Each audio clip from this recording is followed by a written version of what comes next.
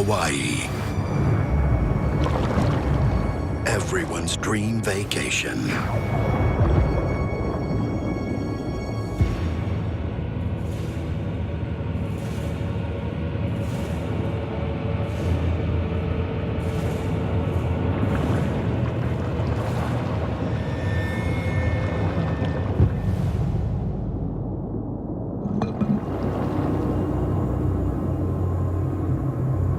But in an instant, that dream can become a nightmare.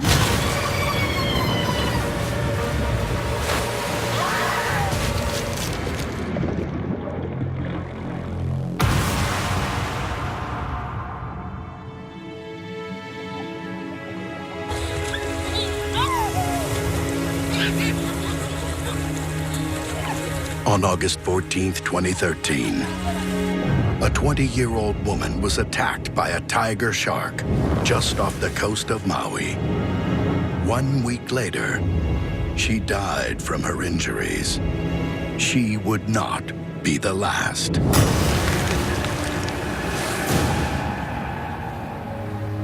The lush tropical paradise of Hawaii has been a tourist hotspot for decades. Despite over 1,000 miles of coastline, these waters have been relatively safe, averaging only 4 shark attacks per year. But recently, something has changed. Shark attacks are on the rise. Over a 2-year period, they spiked to an all-time high with 22 attacks and 2 fatalities. It begs the question, what has changed? Some cite the recent and unusual influx of great whites to the area. But to date, they haven't been implicated in any attacks. So the core questions remain. Who are the suspects? Why are they attacking now? And how can the shores of Hawaii be protected? One man is on a mission to find out.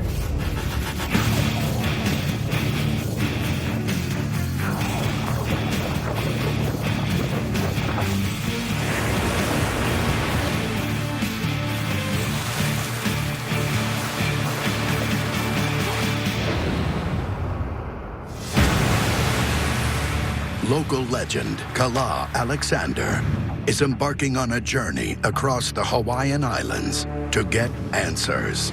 I was actually born on Oahu. My roots go back from the beginning. I mean, I'm directly related to the original settlers here. I care about the local people. I care about the visitors, and I pretty much owe a lot of who I am and what I have to the ocean. Obviously, there's an imbalance out there. I want to find out more information so that we can help people be safer.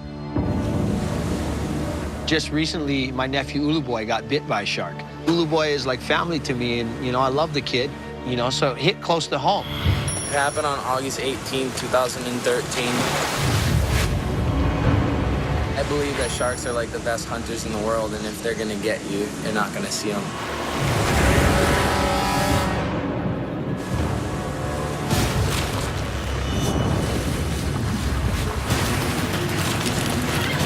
It hit me before I could even see it.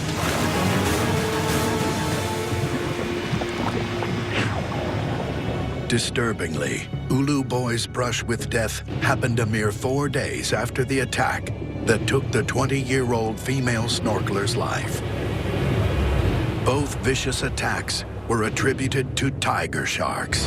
These deadly predators are responsible for over 28 fatalities worldwide, making them the second most dangerous shark in the world. Known as indiscriminate feeding machines, they have rows of razor-sharp teeth that curve sideways to saw through flesh and bone.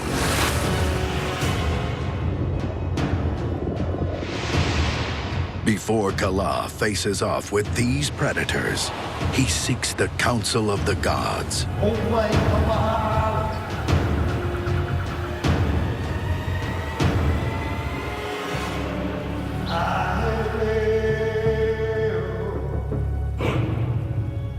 In the Hawaiians' lives, they never did anything without asking for guidance or protection. Before you did battle, you had a blessing. Before you went fishing, you had a blessing.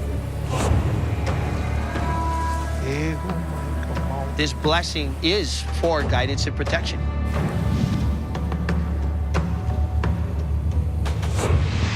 Kala begins his investigation on the island of Oahu, the most popular tourist destination in Hawaii and the site of 2 attacks last year. Here, thousands of people enter the water each day to swim, surf, and snorkel. All these activities occur near the surface, which is exactly where people are being attacked. Yawan. Yeah, Kala. How you doing? Kala meets up with shark expert Juan Oliphant. Juan knows a lot about sharks in Hawaii, and since he's a surfer like me, I'm hoping he can give me some insight into what happened to Ulu Boy. Gonna show me some sharks today? Yeah. Juan has a theory about why people are being attacked at the surface, and to test it, they're paddling into shark-infested waters.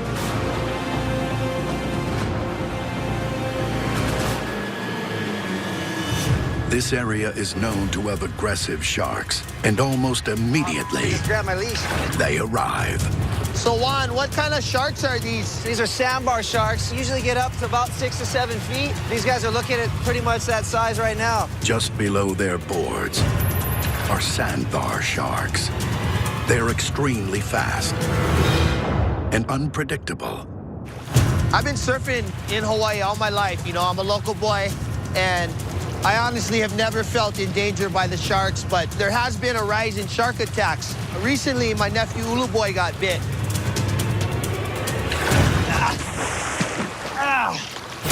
Oh, that just bumped me, bro. After the first swarm of sharks leave, they board the chase boat to discuss Juan's theory. This is what I think the sharks are going after. This is a Hawaiian green sea turtle here. The honu. And what we have here in Hawaii is a huge increase of these sea turtles right now because they've been protected as an endangered species. Many experts believe that when sharks attack humans, they're mistaking them for other types of prey. And that may be what's happening in Hawaii. Like all reptiles, sea turtles breathe air, requiring them to surface regularly. When tiger sharks hunt turtles, they ambush them from below during these surface intervals. Juan's theory is that the sharks are mistaking the silhouette of a surfer for a turtle. These sea turtles close to shore interacting with mass amounts of surfers, the shark's just getting confused. It's got to make a choice. And unfortunately, there's no sea turtles in the water, and it's coming to that zone where it thinks there's a sea turtle, and there's a silhouette there. And it's hungry. But when you pair up a sea turtle next to a surfer, where it's a clean silhouette of each, it's going to pick the sea turtle. And I'm willing to bet my life on that. To test his theory, Juan will do the unthinkable. He will paddle into the water side by side with the sea turtle dummy. If he's correct, a shark should go for the turtle and leave him alone. You're gonna get in the water with those tigers and put this next to you. I feel very comfortable the shark is going to pick the turtle over me. Okay. All right, here we go. Doing this. All right, I'm in.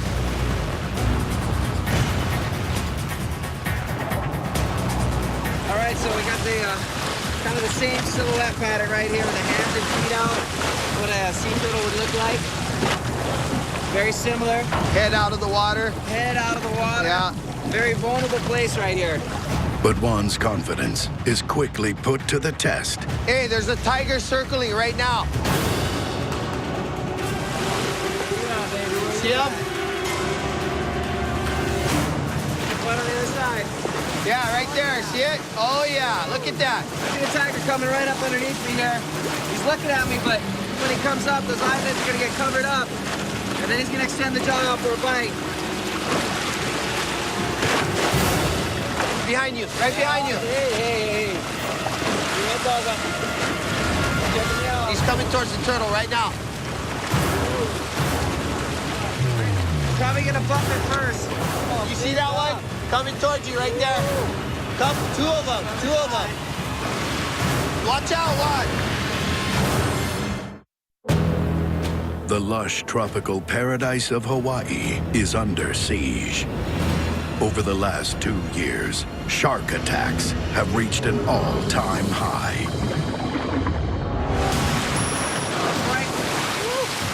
Tiger coming towards the turtle right now. Hawaiian native and professional waterman, Kala Alexander, is determined to find out the reason behind the surge. Yeah, one more behind you. He's working with shark expert Juan Olifant Two of them. to determine why sharks are attacking people at the water surface. Juan believes it's a case of mistaken identity, and the sharks are really after turtles. Watch out, one.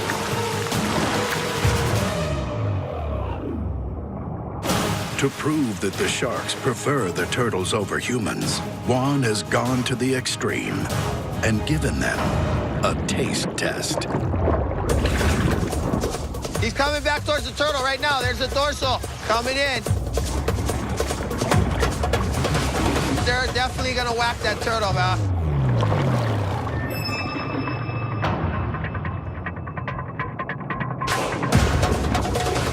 Look at that. Here they go. Woo-hoo-hoo. Yeah. Oh, he's on it.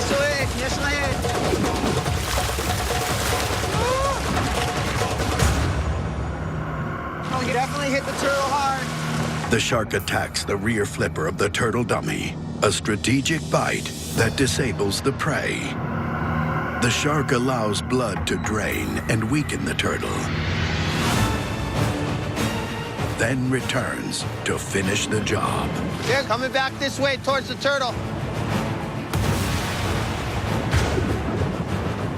Whoa!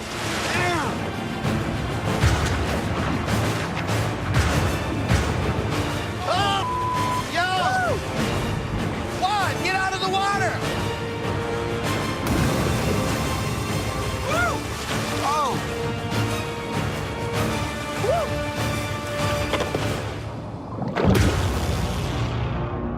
It was really obvious that when it had a choice between its normal prey and you, it went for its normal prey. That was amazing and really scary. The test proves that when sharks attack humans at the surface, it's simply a case of mistaken identity. Given a choice, they prefer their natural prey. But why the sudden spike in these kinds of attacks? One possible conclusion lies in the population of Hawaiian green sea turtles. In 1978, they were added to the Endangered Species Act. And since then, their numbers have increased dramatically. This turtle buffet attracts more sharks to the shores where turtles feed, and more run-ins with humans at the water's surface. But this only explains one facet of the Sharkageddon. There's also been an increase in attacks beneath the surface, and Kala now turns his investigation to this aspect of the Sharkageddon. Off the coast of Maui, a spearfishing tournament is underway. Mark Riglos and his teammate are 2 miles offshore and have just spotted a prize catch. But they're not the only ones on the hunt.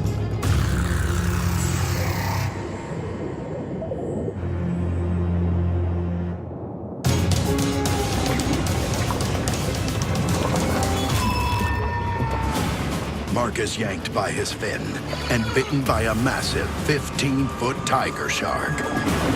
Riglos suffered severe lacerations to his leg, but lived to tell the tale. Kala heads to Maui to meet with spear fisherman Mike Jutt.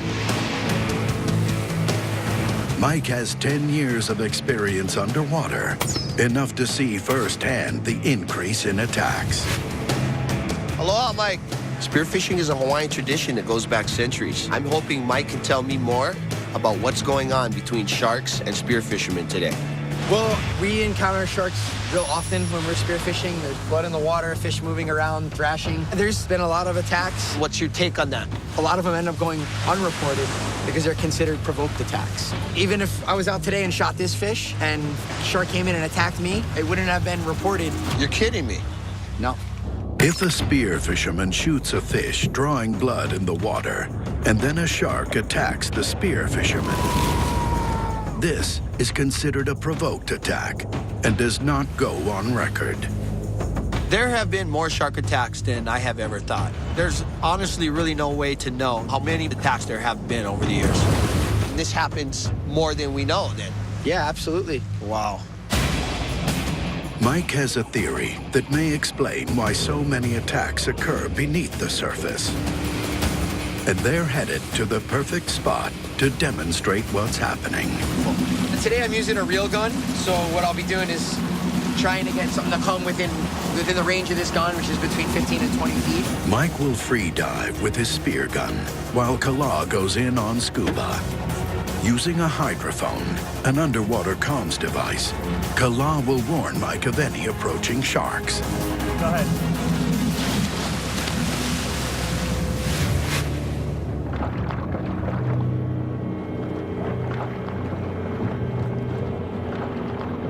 Holding his breath, Mike free dives, descending to a depth of 60 feet. He's using a line of reflective flashers to attract fish.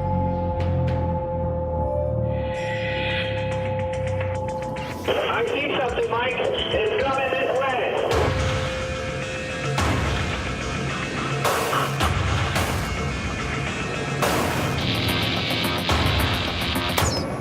Nice shot, Mike. Yes! Mike spears a small fish. Shark, Mike. Shark! Within seconds, a shark arrives and zeroes in on the freshly caught fish. The shark is on it, Mike. The shark is on it. Reel it in, Mike. Reel it in. Unable to reel the catch in fast enough, the shark devours the fish in 2 bites. That guy came in right away. That was incredible. Mike spots a larger fish and dives again. Are you really going for another one? With incredible accuracy, Mike shoots the large fish, but this time, a deadlier shark arrives. The Galapagos. These sharks grow to 10 feet long and have no fear of humans.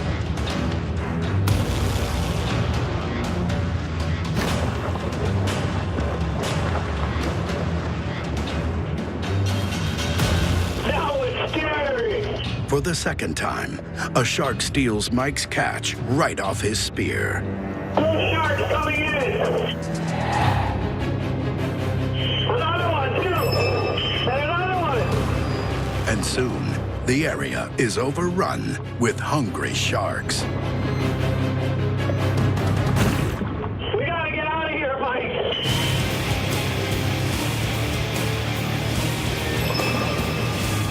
Mike, watch out. Behind you, behind you.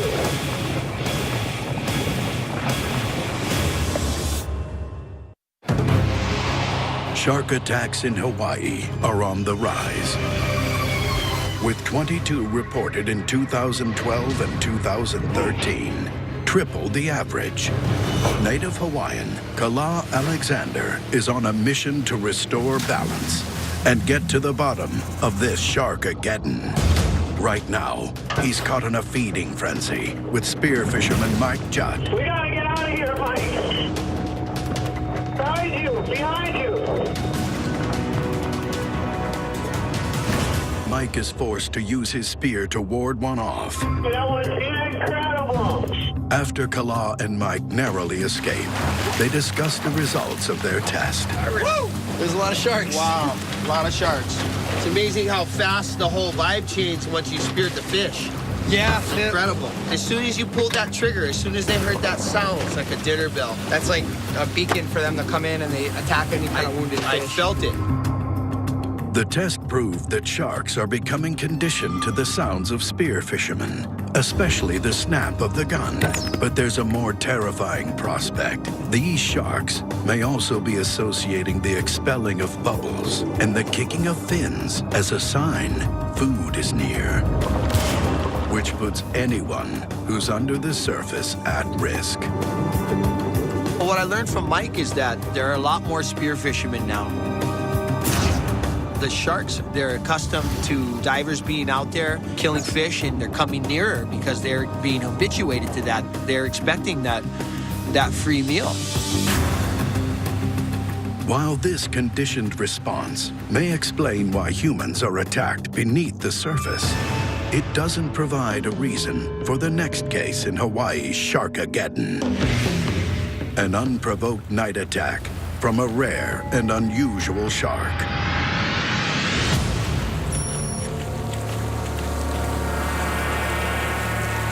Long-distance swimmer Mike Spaulding and his safety kayaker are 10 miles off the shore of Maui.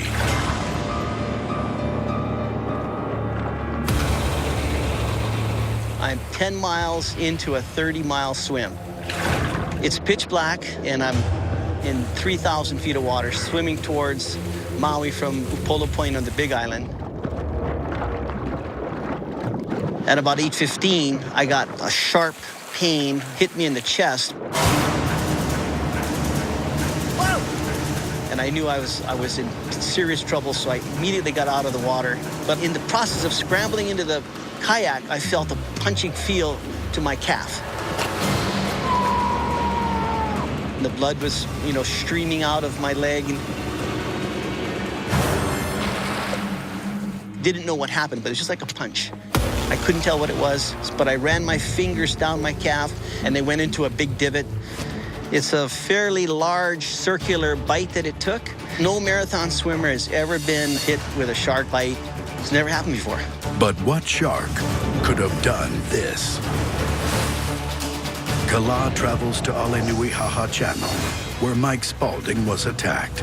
He's meeting with marine biologist Jeff Nielsen to find out what attacked Mike Spaulding and better understand threats coming from the deep ocean at night. A swimmer was actually attacked out here. Yeah, Mike Spaulding. This is when the open ocean gets really interesting. What changes when the sun goes down and it gets dark out here? The whole community changes. When the sun goes down, you get deep water animals, animals that are 2 miles underneath the surface. They come to the surface to feed. But what we're interested in tonight, cookie cutter sharks. Cookie cutter sharks, they're very, very small animals, maybe about 1 foot long. During the day, they go down deep and hide. At night, they come up to feed. The cookie cutter, the piranha of the open ocean, is the shark that attacked Mike Spaulding. How did the cookie cutter shark get its name? Well, that all relates back to its unique feeding style. Their wounds end up looking like a perfect circle. So they'll swim up, they'll suction onto the animal, and then use their bottom jaw to just ice cream scoop out a perfect circle. Cookie cutters rarely grow larger than 2 feet long. Their signature bite marks have been found on seals, dolphins, whales, and even great whites, but never a human. And that's what we're after tonight. To find out more about the cookie cutter and other deep water sharks, Kala and Jeff will dive in waters over 2 miles deep in pitch black. It is truly uncharted territory. Sounds like we're going into outer space. Go!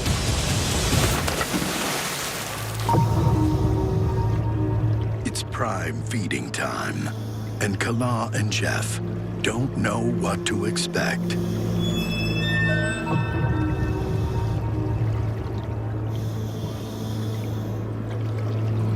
Pretty dark out there. I've never done anything like this. Especially to know it's thousands of feet deep below me. It's pretty eerie. Wow, look at that. There's a whole community of hydrozoa. That's just a fancy term for jellyfish. I like the word hydrozoa better, though. Then, a killer emerges. There's something right there. What is that?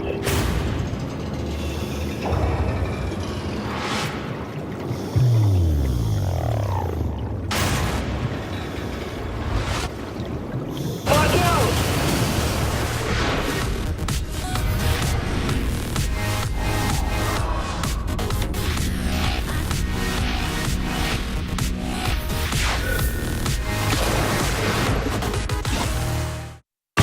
Over the past 2 years, shark attacks in Hawaii have spiked dramatically. Local legend Kala Alexander wants to know why. After hearing of a strange night attack, he's joined forces with marine biologist Jeff Nielsen to look for the culprit, the rare cookie cutter shark, nicknamed the piranha of the sea. On the dive, they're also looking for other deep water killers. What is that? A tiger shark's out here. Ah, look at that. While the tiger shark is a familiar sight in Hawaiian waters, it's not long before stranger species arrive. Oh, look at this guy. Look at this. It's a hammerhead shark. This is absolutely incredible. Great hammerheads are rare in Hawaii, Pretty crazy, man. but not as rare as what attacked Mike Spalding, the cookie cutter shark. Kala and Jeff wait patiently, hoping to catch a glimpse of this bizarre creature. Cookie cutter sharks are remarkably rare animals. The only people that have actually seen them alive are divers and fishermen that bring them up at night, very rarely. Terrifying as they might be, the cookie cutter is far from the most dangerous shark out here. Whoa! Oceanic white tip! This is wild. Look at that thing go. It's amazing! The oceanic white tip is a large-bodied shark that can measure up to 13 feet and dominates the open ocean. They're known for feeding off of shipwreck victims. And many believe they're responsible for more deaths than any other shark.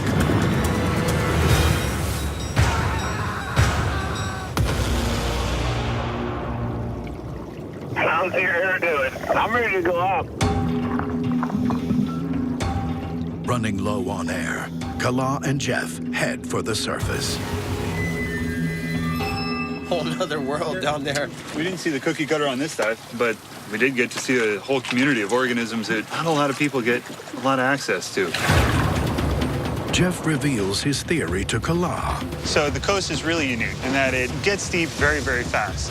About every mile, roughly, you lose about 1,000 feet in depth. So you get very wild pelagic ocean coming in very close to shore here. Kala realizes that it's Hawaii's unique geology that brings deep water sharks near the shore. Since so many shark attacks have unidentified culprits, perhaps these open ocean predators may be to blame. Convinced that the cookie cutter attack was a chance occurrence, Kala moves to investigate another aspect of Hawaii's Sharkageddon: the repeat offenders. Sharks that strike more than once.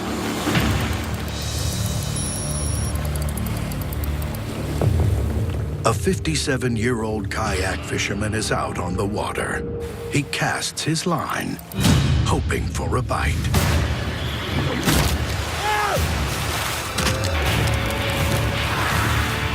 It's the second shark attack fatality of 2013. Kala meets Jeff again at a popular fishing harbor. He's hoping Jeff can shed some light on this attack as well. So this is Honokohau Harbor. Beautiful. Jeff has a theory as to why sharks and people are coming into closer contact than ever before. Look, we got canoe paddlers, We got boats coming in and out. We got swimmers over there. And probably the highest concentration of tiger sharks on the island. Why are these sharks here? Well, you got a lot of fishing traffic coming in. With fishermen, they come clean their fish. You got a lot of blood. You got a lot of carcasses going overboard. If there's a free meal sitting on the bottom, thrown overboard from a fishing vessel, they're going to go after that. Jeff's theory is that the same sharks are trolling these waters each day looking for scraps. Give me an idea of how often these sharks are here. The fact is there's at least 14 different tiger sharks that I've cataloged through photo identification. Do you tend to notice the same sharks regularly? Oh yeah, you can tell very distinctly by the shape of their dorsal fin. For 3 years, Jeff has compiled hundreds of pictures, creating a catalog of tiger sharks that frequent the mouth of the harbor. So this is the spot, huh? Yeah, we're right outside the mouth of the harbor. So the plan is we're going to jump in. We managed to happen across a tiger shark. I'm going to snap some photos, see if we can identify it. If Jeff can recognize repeat visitors, they'll prove his theory is correct.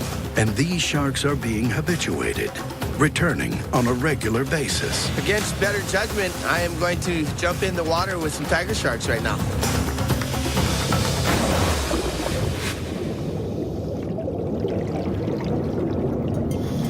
Jeff takes Kala into the center of the harbor. The sharks that come here feed on fishermen's scraps and could mistake Jeff and Kala for food. Oh, there's a tiger right there. Those stripes are amazing. That tiger was just beautiful. Just a gorgeous animal.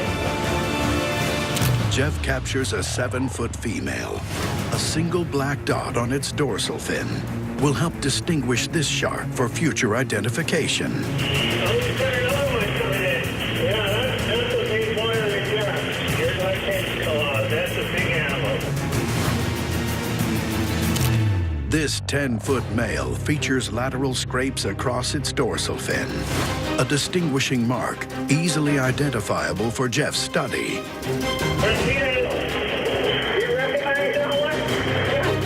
Jeff spots a huge one. It's a massive 13-foot female with an unmistakable dorsal fin.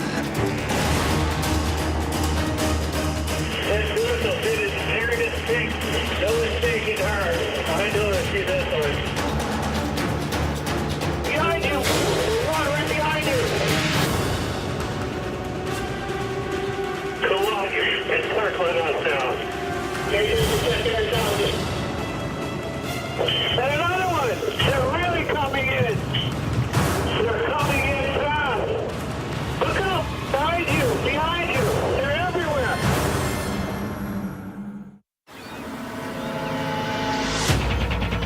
Shark attacks in Hawaii have hit an all-time high. And native surfer Kala Alexander is trying to find out why. Along with marine biologist Jeff Mielsen, he's diving in Honokuau Harbor to determine if the same sharks are returning each day. If so, it could provide a clue as to why a kayaker was fatally attacked. So, you remember that tiger shark I said I recognized? It's circling us now. Minutes after they're in the water, the two are surrounded by tiger sharks. And another one! They're really coming in! They're coming in fast! Look up! Behind you! Behind you! They're everywhere! Kala and Jeff exit the water while they still can.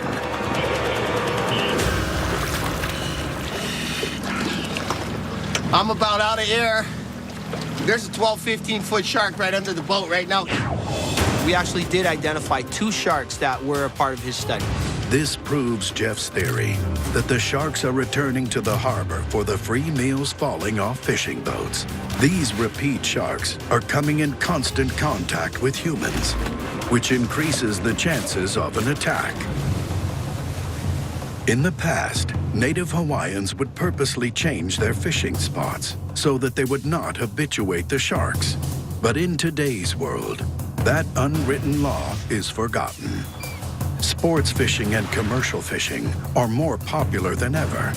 And as a result, reckless fishing practices are creating more shark-human interactions. Intrigued by the notion that some tigers frequent the same spots, Kala now wants to know more about their natural migration patterns.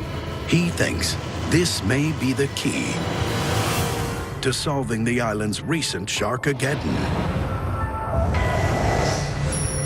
Kala heads to Maui to meet with marine biologist Corey Garza. Hey, Corey. What's going on? Corey knows a lot about the rise in shark attacks. I think she could help me figure out a big part of this puzzle.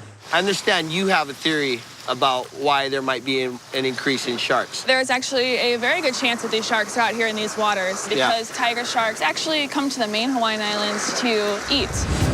But why are the sharks targeting Maui in particular? Corey thinks it goes back to World War II and a nearby island called Ko'olave. Following the attack on Pearl Harbor, the U.S. military turned Ko'olave into a bombing range. When the military bomb tests ended, the island was closed to the public. Since then, it has become a wilderness sanctuary. The ecosystem around the island has exploded with marine wildlife. There's no people there, and it's also no fishing, anything. It's a big marine reserve. Corey thinks that the sharks of Ko'olave are coming to Maui to feed. So when these sharks come through to these areas, there's a lot of people here. To test her theory, Corey and Kala head out into the waters just off Ko'olave. Their goal is to find a tiger shark and track its movements. So I got the bait. What's this contraption? This is the shark fin cam. What this is a clamp that will go on the dorsal fin of the shark. Once this is on there, the camera will be on, and this right here is a VHF tracker. We also have a satellite tracker as well. So that's going to show us their movements along with an actual visual cue of what they're doing. If Corey's theory is correct, the transmitted data will show the tiger shark traveling between Ko'olave and the shores of Maui. But first, they'll have to get this tracking device on a shark. To do that, they have to get the shark close enough to the boat to attach the camera, then quickly clamp it on. Big tiger coming in, 6 o'clock. Oh. Looks like 12-foot female. It looks like a player. Coming in, coming in. Going around. Now that's a big one. Whoa! Okay, throw it out. Oh! Oh my Okay, God! come back in. Here she is, right here. Oh my Okay, God! come back in. Woo! Here she is. Here she is. Spins out of the water. Got it. Yes. Got it. We got it. We got it. The FinCam is a non-invasive device that does not harm the shark. It is equipped with a timed release and will pop off the shark and rise to the surface within 48 hours. And once we get that thing back, we'll be able to see the footage and see what it's eating and most importantly, where it's going. The FinCam is a success, and the data it provides, along with other research, proves Corey's theory to be correct. The tiger shark they tagged traveled along a 5-mile current, heading straight from Ko'olave to the south shore of Maui. But why are the sharks leaving this eco-sanctuary and heading to the populated beaches of Maui? The answer could be found at the start of a virtual shark superhighway, a 5-mile current that connects the two islands, and 3 main attractants that draw sharks along this route. First, a popular fishing hole where leftover bait and bycatch chums the water daily. Second, a turtle sanctuary near Ma'alea Beach, where hundreds of sea turtles bask each evening. Finally, several popular dinner cruises that until recently were notorious for dumping their leftovers each night. Together, these events attract more sharks to Maui and its crowded beaches, increasing attacks on humans. After his investigation, it's clear to Kala that there are many reasons for the recent spike in attacks.